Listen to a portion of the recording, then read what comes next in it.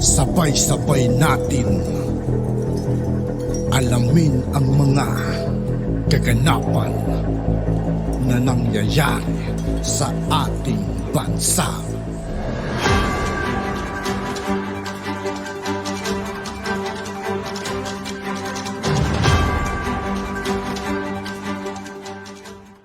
Yo, what's up mga kaibigan? This is I2K po again. Ngayon nandito naman ulit tayo sa channel ni News PH. Dito naman ulit tayo magbibigay ng komento at reaksyon. Kaya samahan nyo ako guys. Let's go! Ito po. In-interview po si Senator Amy tungkol po sa Chacha. Nakulitan na po si Senator Amy. Alam mo niyo sabi ni Senator Amy, ang kulit-kulit. No, paulit-ulit na lang tayo diyan sa Chacha. Sinabi na po ni Pangulong Marcos, yung kapatid niya, sinabi na unahin natin yung mga presyo ng bilihin, unahin natin yung nakakaapekto sa mga tao. Bakit nyo uunahin yung Chacha? Gumawa kayo ng mga batas para yung presyo ng bilihin mapababa. Unahin nyo yung kapakanan ng mamamayan. Hindi po yung Chacha. Nako, tinutuloy-tuloy niyo yung paggagalit sa inyo. Yan pong pirmahan ng mga dating PMA. Hindi po one-shot deal yan. No? Yan po ay pagpapakita na sila ay very willing, katulad ng sinasabi ni Vice President Sara Duterte, na gusto ng mga taong to na igalang natin yung batas. Saan ka nakakita? Dalawa yung Kongreso. Pag-iisipan daw nila kung paanong House of Representative lang yung kikilos at magchachacha. Antindi nyo. Ano sabi ni Senator Amy? Paulit-ulit na. Ang kukulit. Ilang beses na rin na-reject ng Senado. Kaya pala magsasarili na lang sila. Nung tinanong po si Senator Amy, may makulit din na reporter, bakit po kaya? Bakit po kaya nila gustong isulong? Alam niyo po sagot ni Senator Amy? Ay baka mayroong gustong maging Prime Minister na hindi manalo. Dapat yun, future tense na hindi mananalo sa pagka-presidente. Mali lang po ng tenses.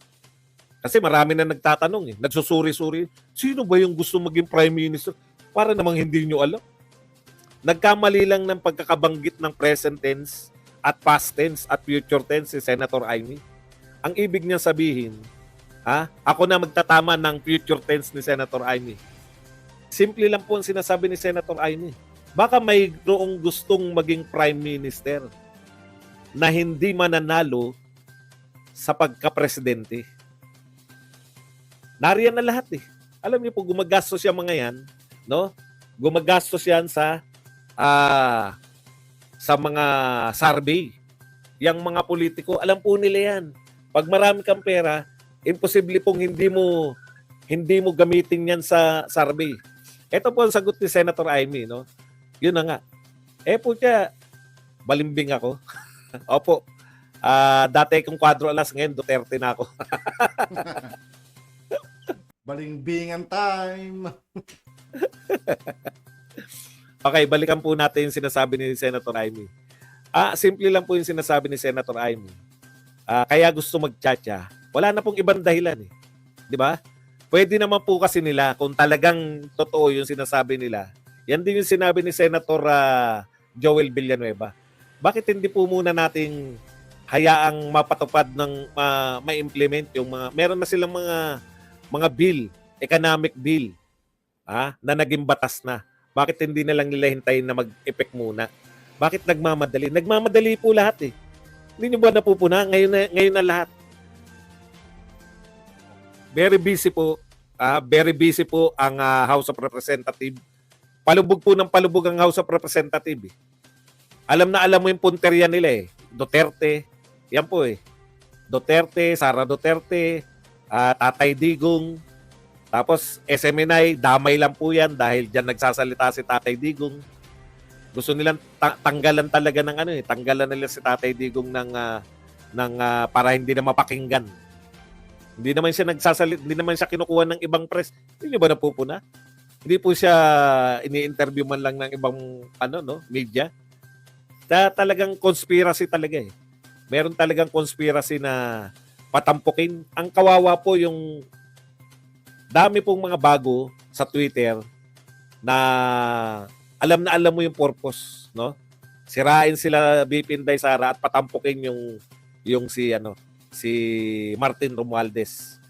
Ipagtanggol si PBBM. Pero alam po ninyo, wala pong pinakamagaling na magtanggol kung hindi yung action.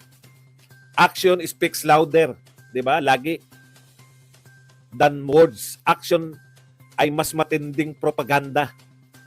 Hindi mo kinakailangan magpropaganda. Umaksyon ka lang.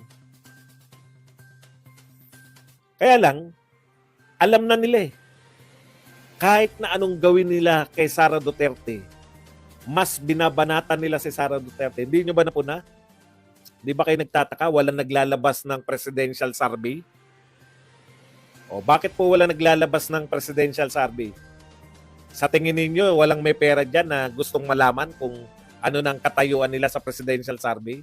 Meron po yan. Meron pong tumitingin. Meron po nagpapasurvey dyan. Umi-epekto ba yung ginagawa namin kay Sara Duterte? Real talk po. Kahit hindi po natin nakikita yung mga survey result niyan. Real talk po. Lalong sumisikat si Sara Duterte. Totoo yun.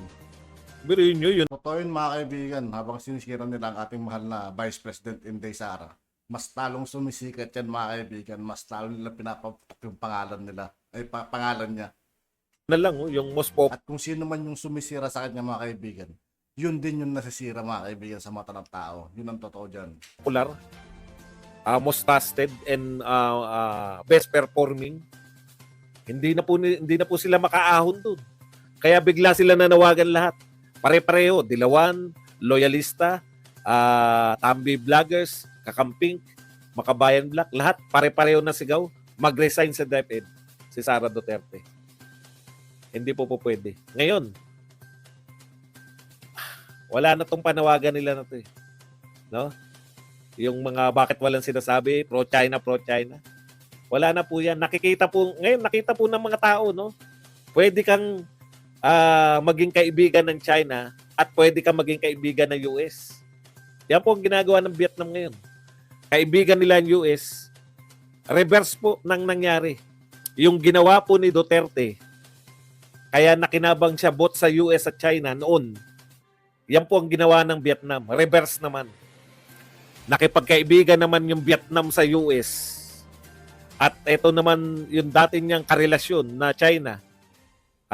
Ay nanligaw naman sa nyo. Ganyan po yung ginawa ni Duterte.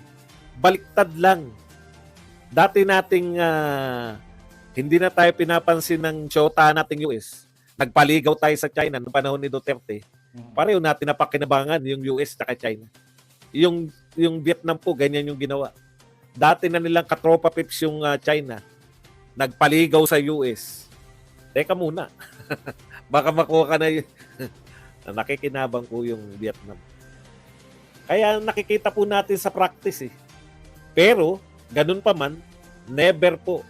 Yan, panay tokis lang yan. Wala pong naagaw sa atin kahit na anong teritoryo. Hindi nyo rin mapagbibintangan si Tatay Digong na pro-China.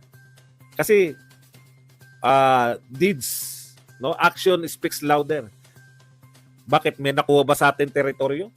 Wala naman eh. Pinamigay ba natin yung Ayong Insyol?